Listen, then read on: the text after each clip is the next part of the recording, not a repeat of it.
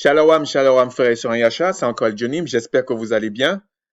Je vais pas vous parler de virus, ne vous inquiétez pas. Et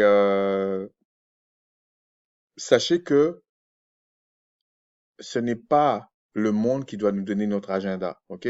Donc, oui, c'est un problème, ce genre de situation-là. Il faut quand même être, ça interpelle, évidemment, c'est sûr. Mais sachez que le Créateur a toujours fait comme ça. À partir de certaines choses qui se fait, lui aussi, ça l'étonne pas. C'est comme si vous prenez un enfant, vous l'éduquez d'une certaine manière, vous savez à peu près qui va s'en sortir. Et un autre que vous voyez qu'on l'éduque mal, sachant qu'on a fait un consensus sur l'éducation, hein, vous savez qu'il va rater sa vie. En fait, ce que j'essaie de dire, c'est que si vous prenez le chemin de la sainteté, de la gloire, de façon qui est déjà prévue, comme des prédestinés, on est sûr que vous allez arriver dans ce que le Créateur demande. Mais si vous prenez un autre chemin, on est aussi sûr que ça va foirer. OK? Donc, on n'a pas besoin de certaines choses. Comme je vois, il y a certaines personnes qui nous prennent ou qui prennent des grandes sœurs pour des marabouts ou des, je sais pas quoi, de vin dans le mauvais sens du terme. C'est-à-dire que la personne se lève un matin, il t'appelle, euh, pourquoi c'est comme ça? Pourquoi il y a ça? On ne sait même pas le contexte. Qu'est-ce qu'il faut faire? C'est pas comme ça. C'est pas comme ça. C'est, c'est un manque de sagesse. Ok, c'est un manque de sagesse qui est là. Et je dis pas ça pour viser qui que ce soit, hein. C'est simplement parce que c'est des choses que j'ai été confronté. Par exemple, quand j'avais 5 ans ou 6 ans, je m'imaginais pas être adulte, c'était ça. Je pensais même pas que ce monde c'était ça. Ok? Quand j'avais 15 ans, c'était pareil. Bon, j'avais quand même compris certaines choses par rapport à 6 ans quand même, mais il y a beaucoup de choses que je ne m'attendais pas que c'était aussi violent et aussi haineux et même aussi cruel ce monde. Ok? Et je comprenais pas comment c'était fait. Souvent dans tout ce qui est dans la sainteté, dans le spirituel, il y a toujours une dualité, le bien, le mal, le bien domine le mal. Le ciel et la terre, mais le ciel domine la terre. C'est-à-dire que si vous maîtrisez, entre guillemets, le bien, vous avez le pouvoir sur le mal. Si vous maîtrisez la terre, le ciel, vous avez le pouvoir sur la terre. C'est-à-dire qu'il y a toujours cette dualité-là. Si vous avez de l'amour, vous pouvez dominer la haine. Mais l'inverse, non, ça ne fonctionne pas. Donc, même dans le concept même du créateur, il vous montre on peut pas avoir euh, de pouvoir sans puissance. Et c'est pas le même langage que sur la terre et c'est pas une éducation terrestre. Donc, c'est pour ça que il a fallu qu'il mette qu'il fasse tout ce plan-là pour expliquer à ses saints ce que c'est. Bon, je vais pas rentrer dans plus de détails, ok? Mais là, aujourd'hui, nous allons voir un aspect des choses qu'il faut être très, très prudent avec. Vous allez voir que le monde spirituel, c'est pas un plus un égale 2, non. C'est pas un plus un égale 0 non plus. C'est pas un plus un égale 3. De temps en temps, ça fait 2. De temps en temps, ça peut faire 3. Ça peut faire 15. C'est le créateur qui donne le sens à la chose. Par exemple, quand le créateur convoque toutes ses créatures, convoque tous ses fils pour contempler son œuvre, il y a plusieurs aspects dans ça. C'est pas que il voulait se reposer. Ça n'existe pas, en fait.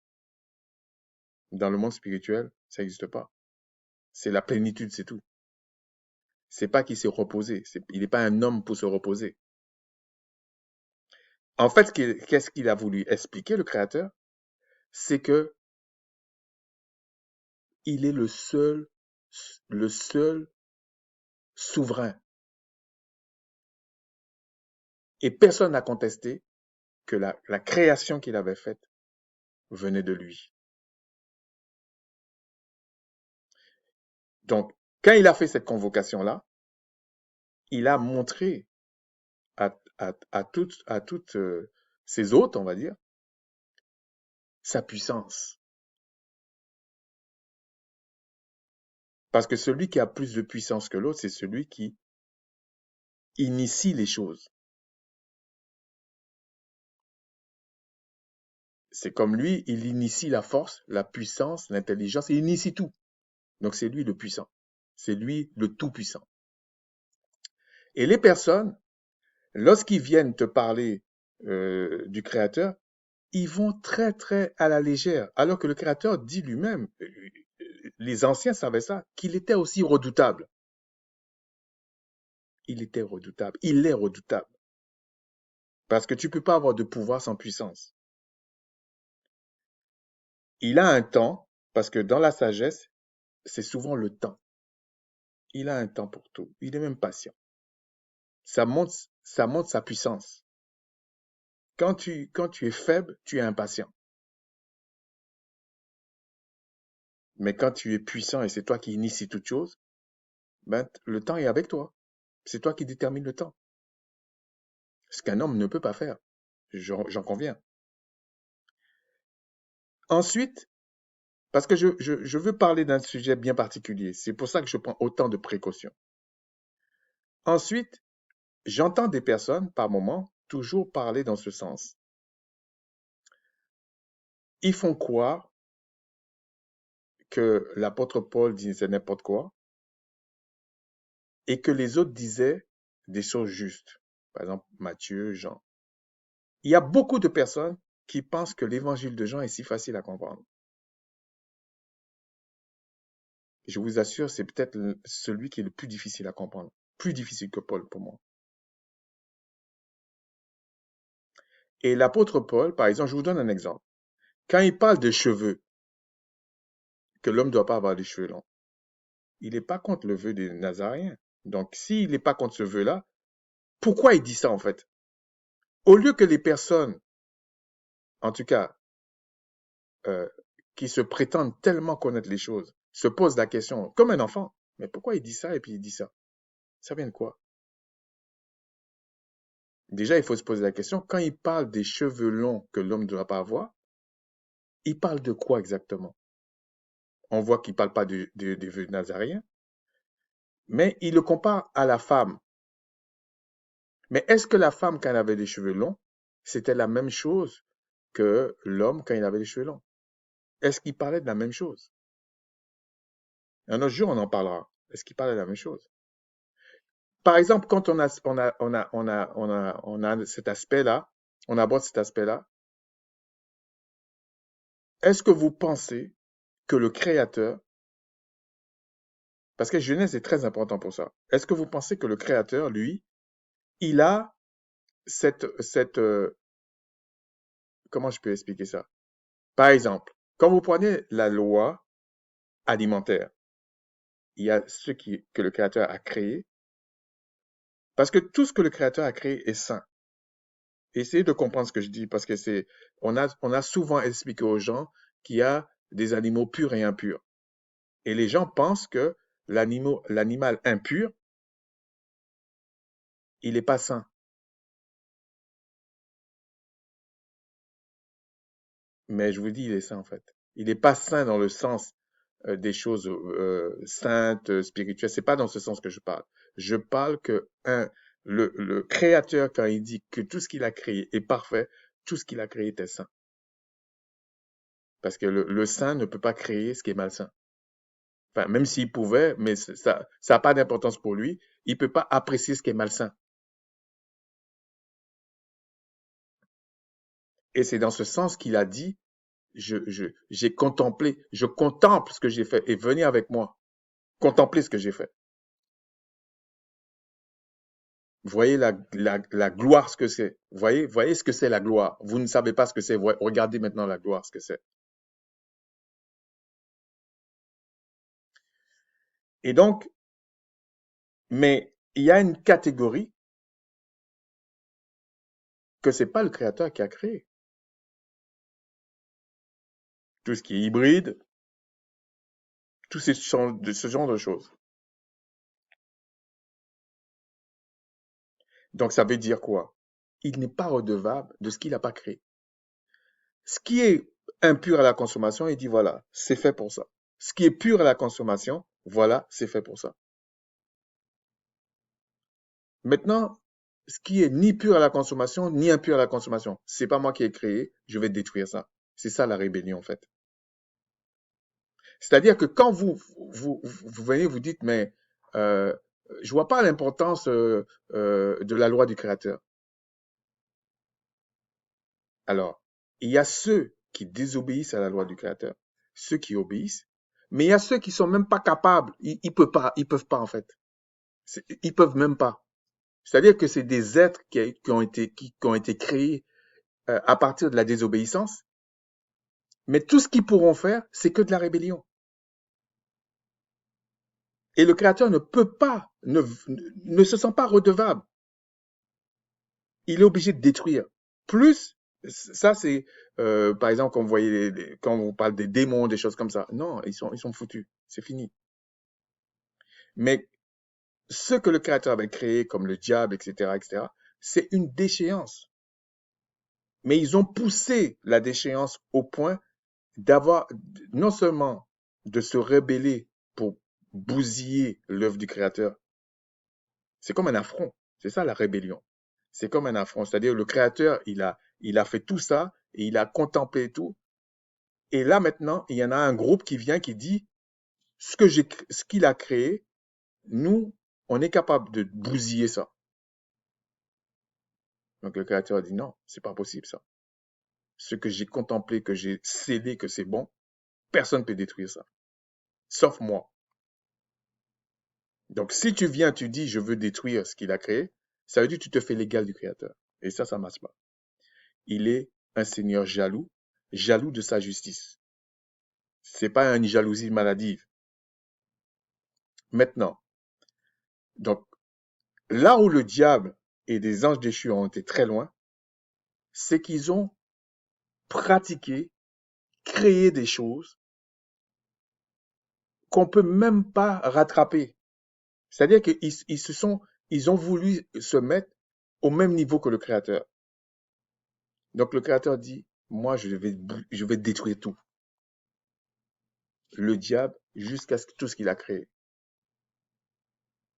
Pour le coup, c'est comme si c'était un virus qu'on avait mis dans sa création. Il va le détruire. Donc, c'est pas une petite affaire. C'est pas une question que toi tu vas parler, moi je vais parler, on s'en fout de tout ça. C'est beaucoup plus grave que ça. Et aujourd'hui sur la Terre, il y a des gens qui pensent que avoir une arme à feu, c'est mieux. Oui, d'accord, d'accord. Mais ça, c'est une victoire dans ce monde-ci. Une arme qui fera rien sur le plan spirituel, qui va faire rire les esprits, en fait. Et même ceux qui ont des pouvoirs sur la planète, enfin sur la Terre, ils tirent ce pouvoir du monde spirituel, déchu évidemment. Donc toutes ces choses-là dont on s'affectionne sur la terre, c'est pour ça que dans les Écritures, l'apôtre Paul et d'autres disent, ça c'est des choses charnelles. C'est-à-dire que dans le ciel, là, ça n'a aucun pouvoir. Ça vaut rien même. Si vous pensez que en ayant ce genre de choses que vous avez du pouvoir, vous n'avez rien. Alors les gens vont dire, ouais, mais moi si je fais ça, la personne va mourir physiquement. Oui, oui, oui, c'est vrai. Mais est-ce que c'est ça qui est l'éternité? C'est comme il y en a certains, je pense que c'était une vidéo du frère Allegra. Bon, déjà on compare, je pense que c'était sur Chirac et tout, quelque chose comme ça. Déjà on parle de cette personne, je sais pas quel âge il a Chirac et tout, par rapport au frère Allegra. Et puis, il y en a certains qui disent, oui, il faut respecter les aînés. Mais qu'est-ce que c'est un aîné? Franchement, c'est quelque chose qui me préoccupe. Quand vous prenez Esau par rapport à Jacob, vous comprenez ce que c'est être un aîné. C'est pas, oui, c'est vrai qu'il y a le fait que tu aies pris de l'avance. Mais tu devrais être doté d'une certaine sagesse. Si tu es doté d'une certaine sagesse, oui, et que tu grandis normalement, tu es censé expliquer à l'autre et tu es censé avoir une certaine responsabilité par rapport aux plus jeunes, oui. Mais quand tu es soi-disant un aîné et tu as eu une mauvaise éducation, je parle spirituelle, tu ne penses même pas aux autres. Moi, je dis, il faut fuir ce genre d'aîné. Et les gens qui pensent que lorsqu'on parle de quelqu'un qui est censé être plus âgé que nous, des fois, c'est pas ça, hein, mais admettons qu'il est plus âgé. OK, pas de problème. Mais est-ce que c'est pour ça que on ne doit pas le critiquer? On ne doit pas lui dire tu te trompes. Et c'est très, très, très, on va dire entre guillemets, africain de penser que parce que la personne est plus âgée, il doit me dire que j'allais me tuer, puis je vais me tuer. Ça va pas, non? Si tu vas te tuer, tu es un stupide. C'est stupide, en fait. Et si tu as reçu la sagesse du Créateur, tu dois le reprendre. Bien sûr, en faisant attention, mais tu dois le reprendre.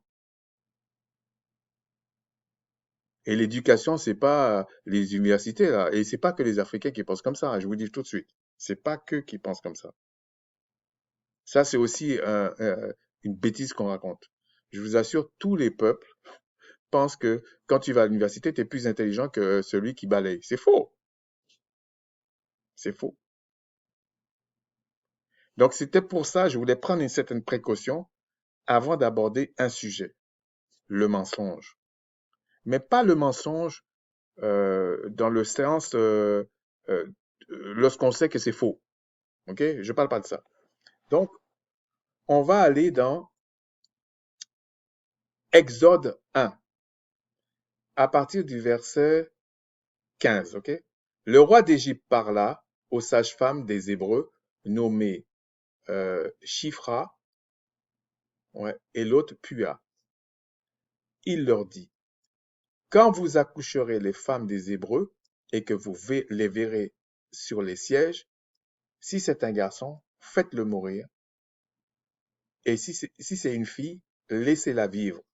Mais les sages-femmes craignirent le Tout-Puissant et ne firent point ce qu'il leur avait dit, ce que leur avait dit le roi d'Égypte. Elles laissèrent vivre les enfants. Le roi d'Égypte appela les sages-femmes et leur dit, pourquoi avez-vous agi ainsi et vous avez laissé vivre les enfants? Les sages-femmes répondirent au roi d'Égypte, c'est que les femmes des Hébreux ne sont pas comme les Égyptiennes. Elles sont vigoureuses et elles accouchent avant l'arrivée de la sage-femme. Le Tout-Puissant fit du bien aux sages-femmes et le peuple multiplia et devint très nombreux. Et le peuple se multiplia.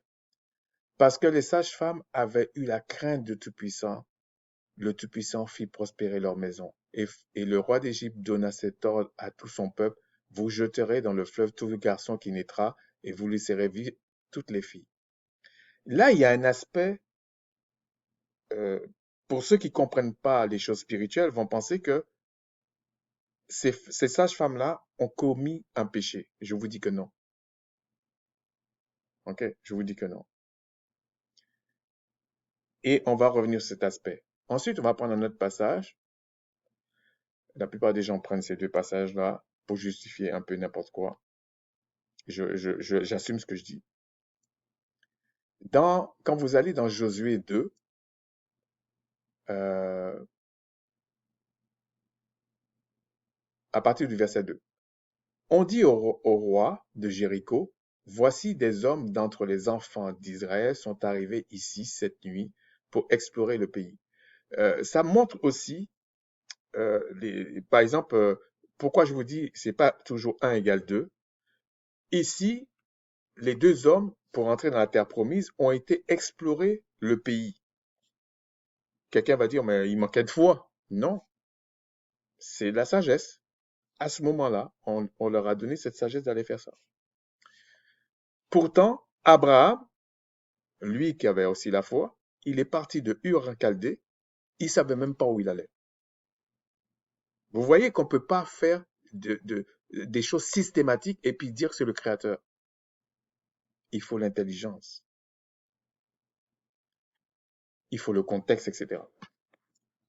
Il faut être né d'esprit, bref. Le roi de Jéricho envoya dire à Rahab, fais sortir les hommes qui sont venus chez toi et qui sont entrés dans ta maison, car c'est pour explorer tout le pays qu'ils sont venus. Donc déjà, comment ils ont su qu'ils étaient venus pour explorer le pays? Ça rappelle l'histoire du roi d'Égypte par rapport à Macha, quand les deux ont fait le miracle du serpent.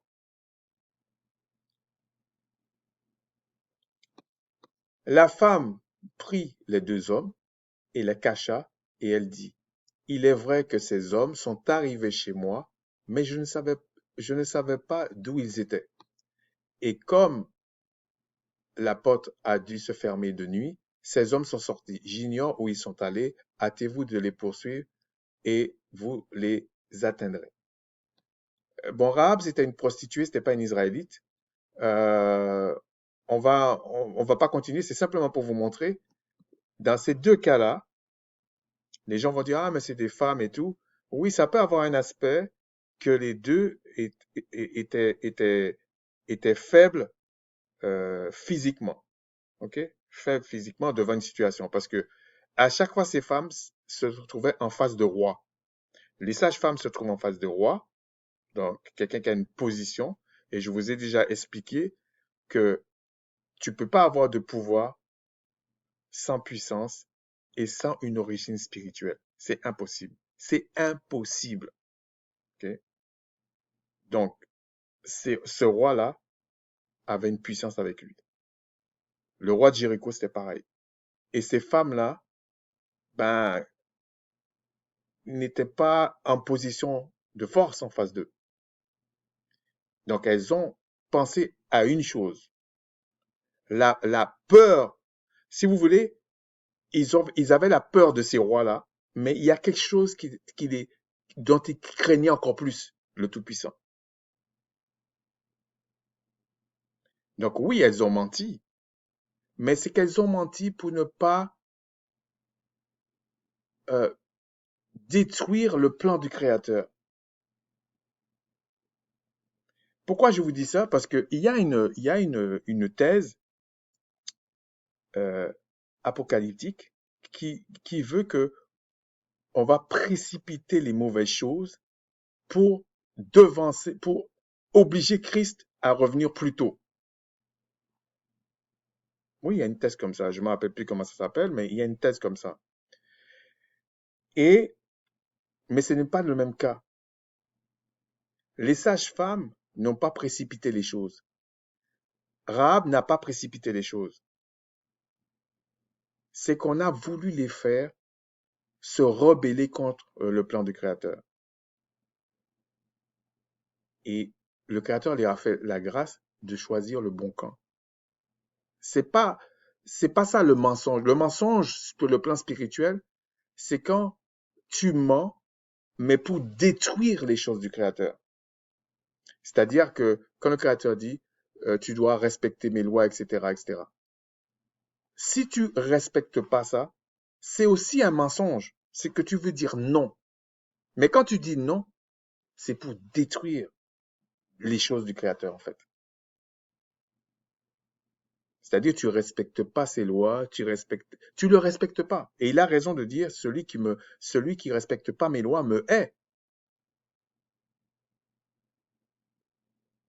Parce que quand tu veux détruire quelque chose, que le Créateur a dit que c'est parfait et que tout le monde est unanime là-dessus, toi qui es sur la terre, qui tu es pour faire le contraire?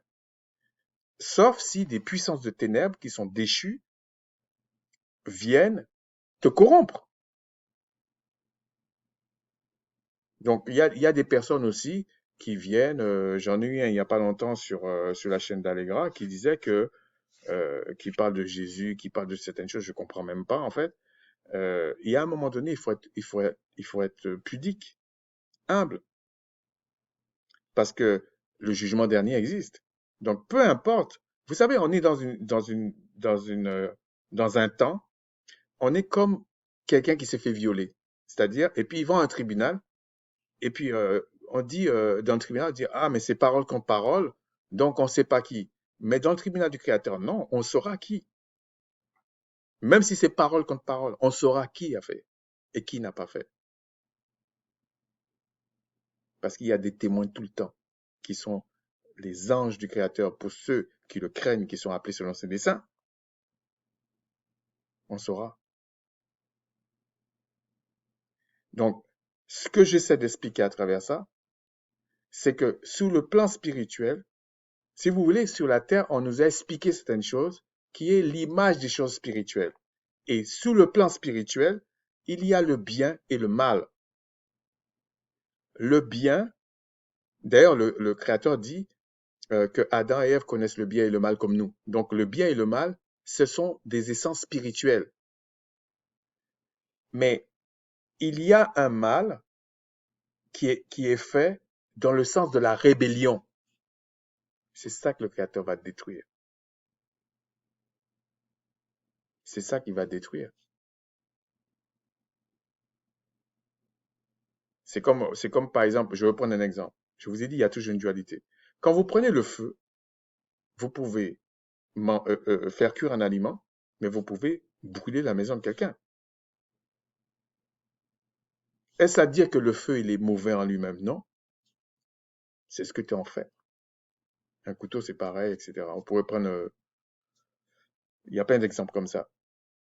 Donc, il te faut une certaine sagesse pour craindre le Créateur. Et pour avoir cette sagesse-là, il faut se rappeler pourquoi Christ est venu. Dans notre cas, nous. Et la condition sine qua non dans la condition où est, en tout cas, le peuple du Créateur aujourd'hui, c'est la repentance. Et ensuite, il faut être né d'esprit. Sinon, vous ne pouvez pas comprendre un langage spirituel si vous n'êtes pas né d'esprit. Oui, vous allez le comprendre intellectuellement. Il y a pas de problème. Vous allez comprendre intellectuellement, vous allez tourner en rond, les années vont passer, vous allez mourir. Et puis voilà, ça va changer quoi pour la vie de quelqu'un? Ça va changer rien du tout. Mais pour celui qui est né d'esprit, le Créateur lui donne des preuves. C'est pas un truc qui se fait dans la tête. Non, c'est pas ça, en fait, le monde spirituel. Sain, en tout cas. Donc, c'est pour ça que moi, je suis parfois choqué, dégoûté, quand j'entends certaines personnes qui se disent euh, euh, des Israélites et tout ça, et qui comprennent pas certaines choses, parce que, par exemple, il y a des gens qui fonctionnent comme ça. Moi, j'aime pas, donc ce que dit les Écritures à ce moment-là, c'est pas vrai. Waouh, c'est quand même d'une prétention énorme. Je vais vous donner un autre exemple. Il y a des personnes, ils ont vécu quelque chose qui est pas bien. Et je vise pas un frère en particulier. Je parle, vraiment, c'est comme ça. Les gens vont te dire, ah, mais moi, la polygénie, moi, j'en veux pas. D'accord. L'autre va dire, moi, j'en veux pas, célibataire, j'en veux pas. Parce que les deux, c'est pareil. Parce que celui qui est célibataire, il va dire, non, moi, je veux pas parce que le Créateur a dit, il faut se multiplier. D'accord. D'accord, il n'y a pas de problème. Mais ça veut dire que Christ a péché alors. Parce que Christ était célibataire, il n'a pas eu d'enfant.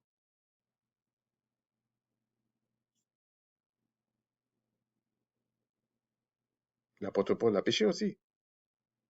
Je parle de ceux qui cherchent à comprendre, hein, qui disent pas que l'apôtre Paul c'est faux, que machin c'est pas vrai. Je vous assure, il y aura beaucoup de surprises. Parce que la parole dit une chose, que peu vont trouver le chemin du salut.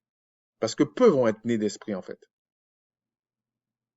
Tu peux pas être né d'esprit et ne pas être sauvé. C'est impossible. Sauf si, de toi-même, tu t'es détourné. Et c'est pour ça que le Créateur dit, non, quand tu as cette connaissance-là, il va te détruire. Parce que si tu es conscient du bien et tu fais le mal, ça veut dire que tu es en train de détruire ce qu'il a fait. Et c'est ça la vraie rébellion, en fait. Je parle pas de ceux qui sont même pas appelés au salut. Bon, bah, eux, ils sont pas appelés. Ça, le Créateur n'est pas redevable de ça. Il va dire, bon, ben, écoutez, il faut détruire ça. C'est pas moi qui ai fait. Moi, je vais pas rafistoler. Ce qu'il fait est parfait. Donc, c'est dans ces deux situations-là, oui, il y a eu un mensonge,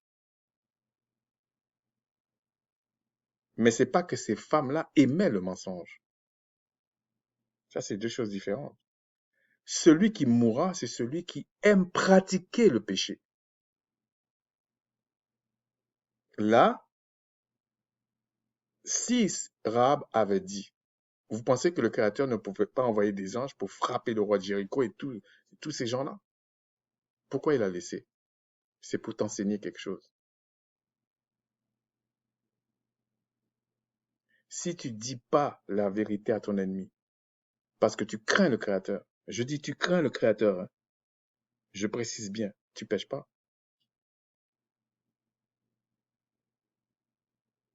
Je vois tout de suite déjà des gens qui vont dire, ben, par exemple, le mari qui va tromper sa femme et puis qui dit non, mais non, non, toi, t'es un menteur. Tu fais pas ça pour le plan du Créateur, tu fais ça pour salir le nom du Créateur. C'est pas pareil.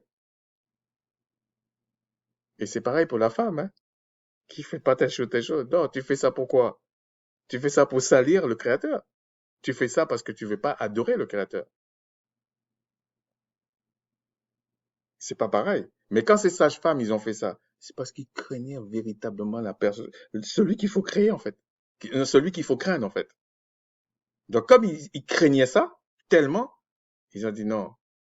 Parce que, vous savez, dans une situation comme ça, pour les sages-femmes, ils pouvaient faire toute la vérité. Par exemple, écouter le roi d'Égypte, tuer vraiment tous les garçons, comme il dit là. Et puis à la fin, le roi d'Égypte le tue, hein. Les tue, les deux. Vous avez gagné quoi là? Vous êtes stupide. La guerre, l'un des fondements de la guerre, c'est qu'il faut mener ça prudemment. Elles ont été prudentes. Elles ont dit, entre le Créateur et le roi d'Égypte, lequel qui est plus puissant, lequel qui est plus redoutable, c'est le Créateur. Je préfère dire quelque chose au roi, non, non, et puis faire ça. Rahab a fait la même chose. Elle dit non, parce qu'après on voit dans l'histoire de Rahab, on connaît votre réputation, vous êtes un peu redoutable, etc., etc. Donc elle n'a pas fait ça comme ça.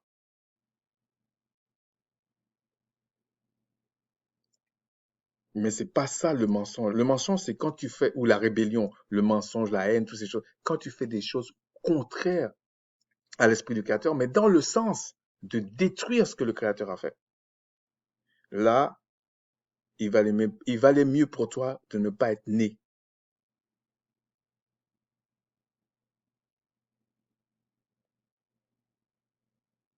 C'est pour ça que les cas de Pilate, tout ça, c'est un peu complexe. Même Judas l'Iscario, c'est un peu complexe. Mais selon la loi du Créateur, le fait que c'était lié au Christ, ils vont payer ça. C'est comme ça. Mais en réalité, ce n'est pas un royaume qui promet, qui promue le mensonge. Non, c'est pas ça. Vous voyez bien que ces deux situations-là, c'est pas des choses qui se répètent tous les 5 minutes. C'est pas parce que on te demande quelque chose, il vaut mieux se taire. Et je vais vous montrer quelque chose d'autre. Ici, voilà. Quand vous allez dans Proverbe 22, voilà ce qui est écrit. 22, 1. La réputation est préférable à de grandes richesses, le témoignage. Et la grâce vaut mieux que l'argent et que l'or. Le riche et le pauvre se rencontrent, c'est le Tout-Puissant qui les a fait l'un et l'autre. L'homme prudent voit le mal et se cache, il se tait. Il va pas courir pour parler. Non, non, non, non, non. Mais les simples avancent et sont punis. On aurait pu dire les ignorants avancent et sont punis. Ils sont punis. Et on vous dit le fruit de l'humilité, de la crainte du Tout-Puissant, c'est la richesse, la gloire et la vie. Pourquoi j'associe ça? C'est que ces femmes-là, et Rahab, ont plutôt eu la crainte du Créateur. Alors, dans la crainte, il y a deux aspects. Il y a la crainte, le respect, et tu as aussi la crainte, la peur. C'est vraiment la peur. Donc, et les deux sont pas mauvais, hein, parce que des fois, il vaut mieux avoir peur. Ok? Quand vous regardez ici, voilà ce qu'il est dit dans Exode pour vous montrer qu'il faut faire attention lorsqu'on parle, parce que le Créateur juge tous les jours, hein, surtout dans sa maison. Donc, à ceux qui se permettent, qui pensent que parce que ils ont un micro, ils ont je sais pas quoi, ils peuvent parler comme ça, sachez que vous aurez des comptes au quotidien à rendre au Créateur.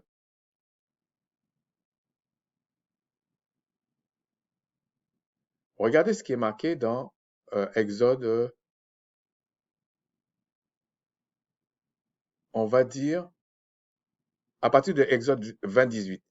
Tout le peuple entendait les tonnerres et le son de la trompette. Ils étaient déjà sortis d'Égypte. Et ils voyaient les flammes de la montagne fumante. À ce spectacle, le peuple tremblait et se tenait dans l'éloignement. Ils dirent à Macha, parle-nous toi-même et nous t'écouterons, mais que le Tout-Puissant ne nous parle point de peur que nous ne mourions. Ça explique quand la parole dit, tu ne peux pas voir le Créateur et vivre. Le Créateur, c'est c'est- c'est- c'est de l'énergie pure, c'est très puissant. Tu peux pas t'approcher, c'est comme si tu peux pas t'approcher du soleil. C'est comme si tu peux pas t'approcher du soleil. Donc, tu peux pas non plus t'approcher du Créateur comme ça. Non, non, non, non. C'est impossible. Ce que les prophètes voyaient, tous les autres vont voir, c'est une représentation du Tout-Puissant. C'est lui qui donne sa propre représentation. Mais c'est pas à toi de la faire. Il est le seul souverain. Il y a des choses que tu ne touches pas. Sinon, tu vas être comme les simples qui s'avancent et tu vas mourir. Puis on va te remplacer. C'est quoi le problème? Et on va continuer. Verset 20. Macha dit au peuple, ne vous effrayez pas, car c'est pour vous mettre à l'épreuve que le Tout-Puissant est venu, et c'est pour que vous ayez sa crainte devant les yeux, afin que vous ne péchiez point. Le peuple restait dans l'éloignement. Ah oui, il y a aussi l'aspect, euh, euh, d'ailleurs, il y a eu des dérives comme ça dans d'autres peuples, mais le Créateur, il a créé le ciel et la terre, il a créé tout, c'est lui qui crée les tempêtes, qui crée tout, hein. Donc il utilise tout, ok? Il utilise tout. Quand il a frappé l'Égypte, on vous dit il a envoyé un ange frapper, mais ça pouvait être une sorte de virus qui s'est étendu en Égypte. Mais là, l'aspect du miracle, le Créateur, il tient toujours pour montrer qu'il est puissant. Il a frappé que les premiers-nés. Il peut frapper que les leucodermes, que les mélanodermes. Il peut frapper comme il veut. Qui va l'arrêter même? Et il dit, le peuple restait dans l'éloignement, mais Macha s'approcha de la nuée où était le Tout-Puissant. Le Tout-Puissant dit à Macha, tu parleras ainsi aux enfants d'Israël. Vous avez vu ce que je vous ai parlé. Vous avez vu que je vous ai parlé depuis les cieux. Vous ne ferez point des puissances d'argent ou des dieux d'argent et des dieux d'or pour me les associer. C'est-à-dire, il veut même pas qu'on associe ça. On parle là pour les catholiques, là. Il veut même pas ça. vos thématiques de Marie, des petites tables. Moi, j'ai vu ça, hein.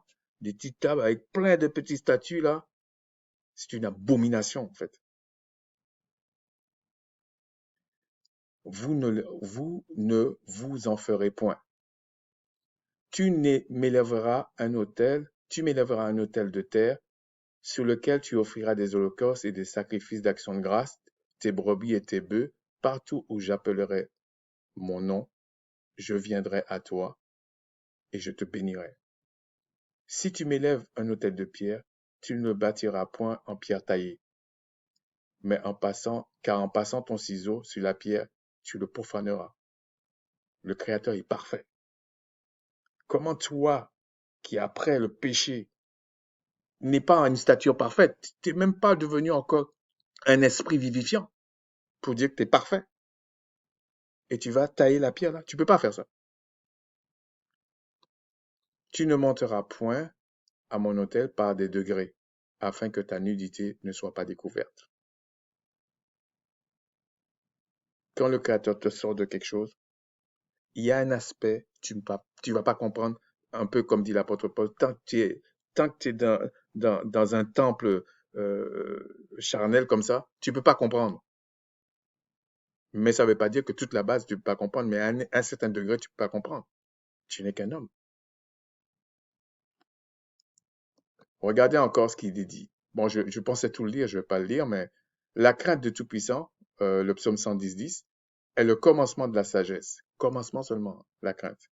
Tous ceux qui l'observent ont eu une raison saine, ont une raison saine, sa gloire subsiste à jamais. Mais quand vous voyez, on vous montre que il faut pas rigoler à certains niveaux. Ça rigole pas. Si, lorsque vous chassez un esprit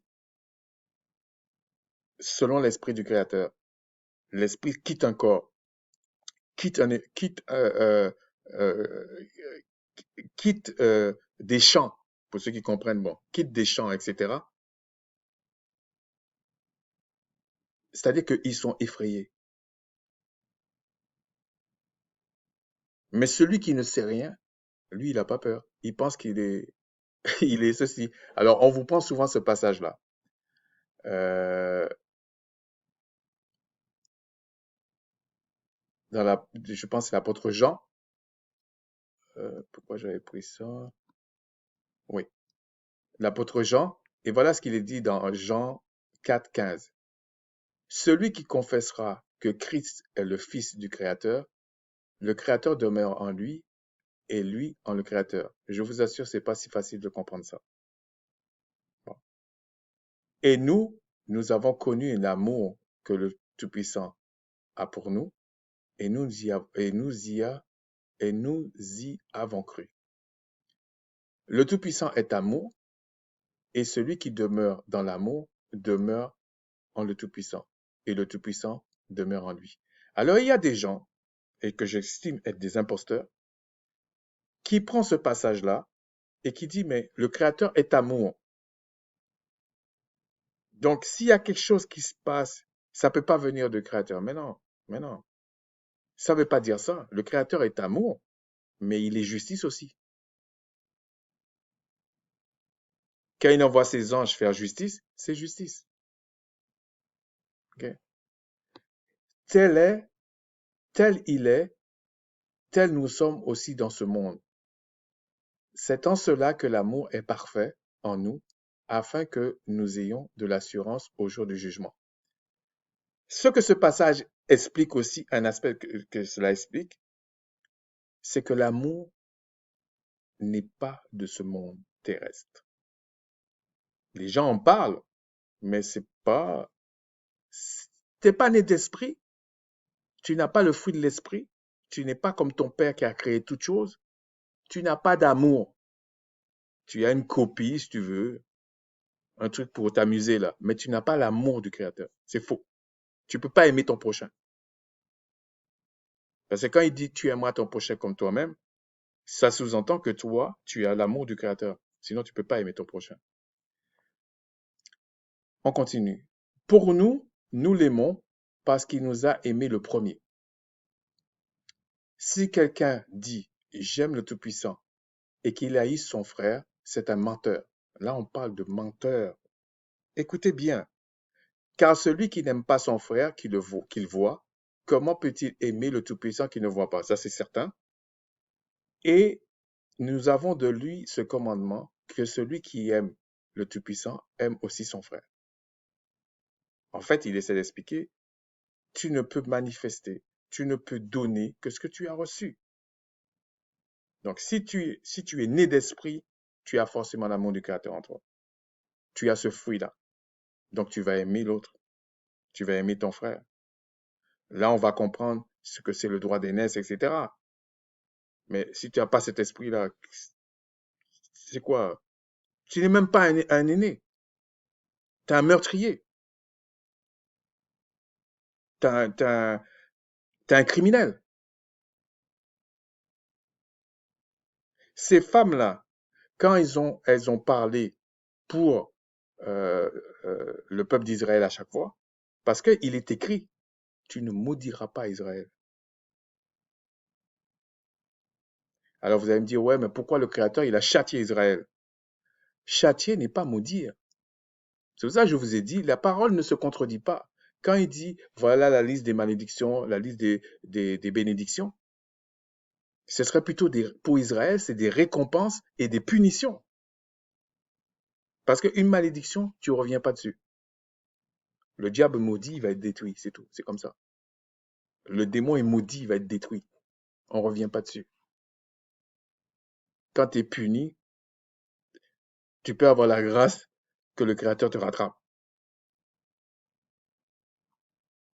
C'est pour ça que les sœurs et les frères, ne maudissez pas vos enfants. Vous ne faites pas ce que le Créateur demande. Il va vous demander des comptes. Oui, punissez-les, redressez-les, oui. Mais ne les, ne les maudissez pas. Bénissez vos frères et vos sœurs. Car il est écrit comme ça. Personne ne doit maudire Israël. C'est ainsi. Je parle de la vraie Israël. Et regardez ici, quand on parle de l'amour, ils vont faire quoi? Regardez, il dit que celui qui est son frère est un menteur. C'est normal.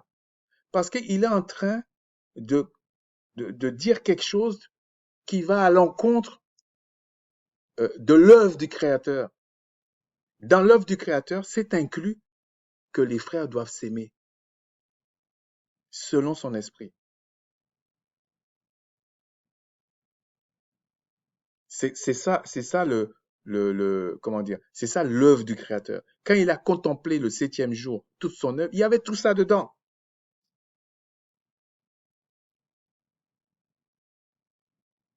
Les anges qui sont dans les cieux, qui craignent le Créateur, ils s'aiment comme des frères,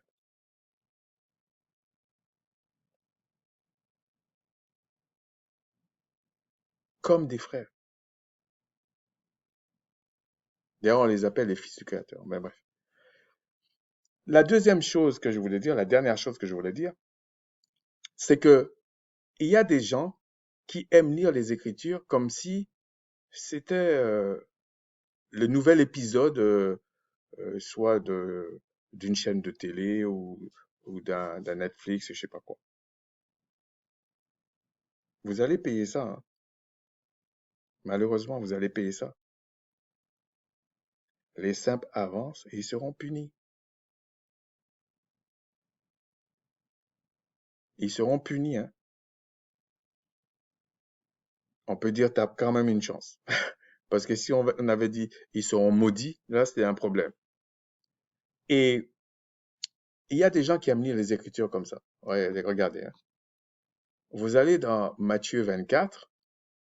Bon, je vais pas prendre Paul parce qu'il y a toute une partie qui disent n'importe quoi sur les écrits de Paul, mais je pourrais dire la même chose qu'ils disent sur d'autres écrits, en fait.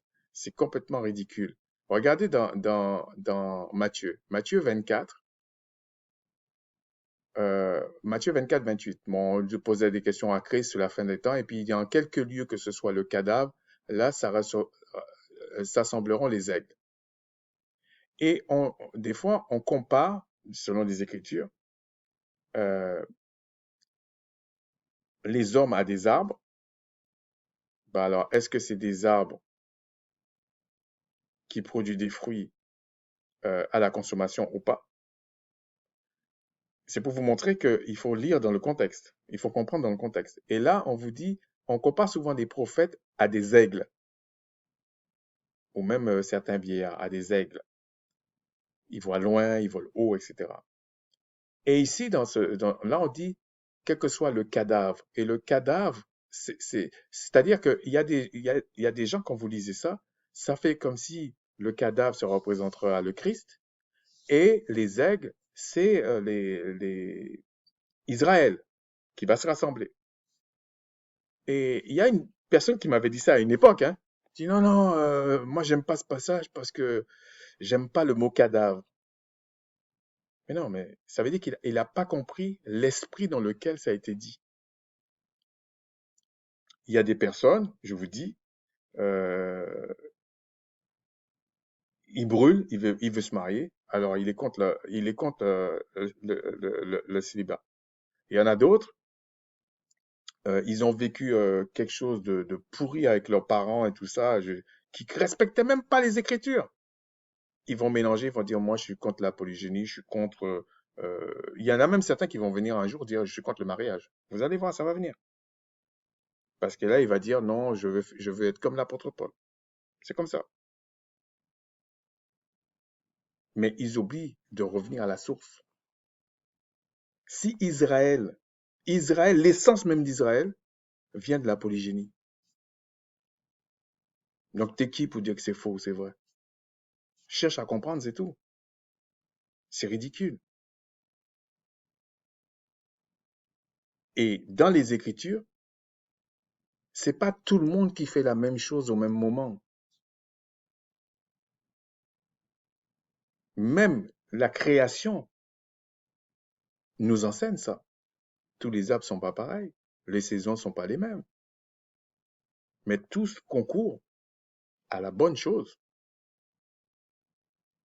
Les anges sont à différentes hiérarchies. Il y a plusieurs cieux, plusieurs mondes.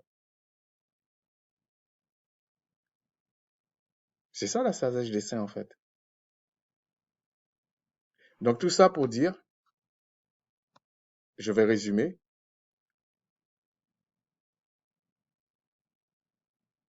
dans la préscience du Créateur, dans la science du Créateur, tous ceux qui s'opposent à ce qui est parfait, parce que c'est lui qui incarne le parfait, tous ceux qui s'opposent au parfait, c'est la rébellion, et ils seront détruits. Et dans ces rebelles, il y a les anges déchus, mais ceux qu'ils ont produits vont mourir aussi, vont être détruits même. Pas mourir seulement, détruits. Mais ceux qui sont prévus à la sainteté doivent se repentir pour être sauvés. Et on a parlé de la repentance, la conversion et tout. Et une des choses, c'est la crainte du Tout-Puissant, qui est le début de la sagesse. C'est même pas la sagesse, qui est le début. Et dans cette crainte-là, il y a une crainte, on va dire, pas maladive, mais une crainte de respect, de soumission, on va dire. Et puis, tu as une crainte de frayeur. Dans la crainte, tu as les deux aspects. Mais ces femmes-là, elles ont plutôt eu la crainte du Tout-Puissant, qu'elles aient du respect ou la peur.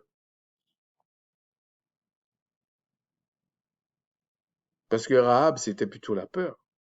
Peut-être les deux sages-femmes, là, c'est plutôt la crainte, le respect. Mais à l'époque de ces sages-femmes, Israël ne connaissait pas la parole du Créateur.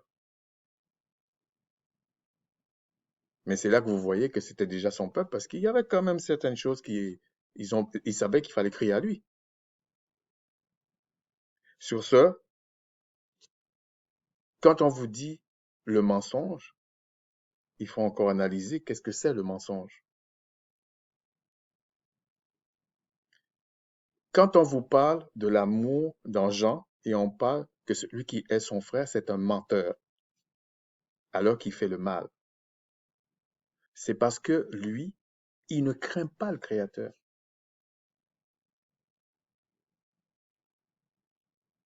Quand Caïn a tué Abel, même si le Créateur a patienté, il y avait une sorte de jalousie, mais Caïn, lui, n'avait pas l'esprit du Créateur. Il ne pouvait pas aimer Abel. Donc, on vous a montré physiquement qu'il l'a tué. Donc, quand tu n'aimes pas ton frère, là, même si tu le tues pas physiquement maintenant, parce qu'on t'interdit de faire ça, mais quand tu pries pas pour lui, quand tu n'as pas tu portes pas les fardeaux avec lui. Je parle des fardeaux que le Créateur te met à cœur. Ça veut dire que tu es ton frère. Et tu nous fais croire que tu aimes ton frère ou ta sœur. Tu es un menteur. Tu es un menteur, en fait. Et ce que tu fais là, c'est à l'encontre des plans du Créateur. C'est à l'encontre de ce qu'il avait créé et qu'il avait contemplé depuis Genèse. Alors que ces femmes-là, en faisant ça, elles ont, elles ont pas voulu s'opposer au plan du Créateur pour Israël. J'insiste, pour Israël. Parce que celui qui maudit Israël sera maudit. Sur ce, shalom.